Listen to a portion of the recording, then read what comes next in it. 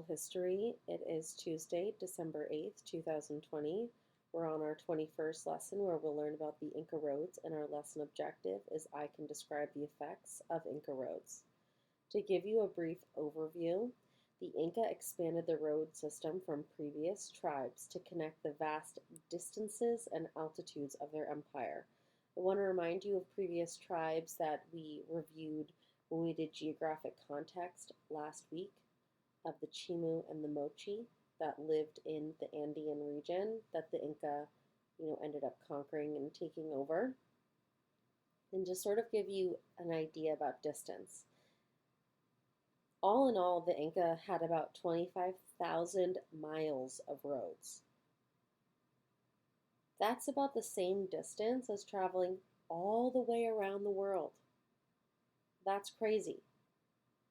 So if you were to string all of their roads together, it would be approximately 25,000 miles.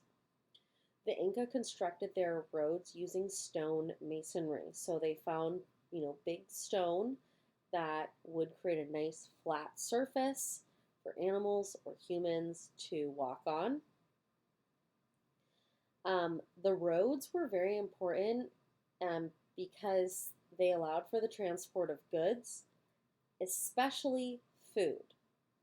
And because they were able to build these roads and they were moving food on it, they then built something called colcas, which you can see in this image here, and we will learn more about.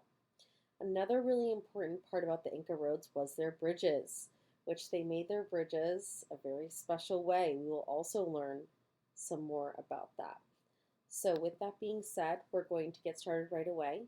This Padlet link is in your Jupyter inbox, and we are on step number 2, where you're either going to watch and listen or read to yourself for 1 minute. So you have probably 30 seconds to get yourself to this Padlet and do step 2.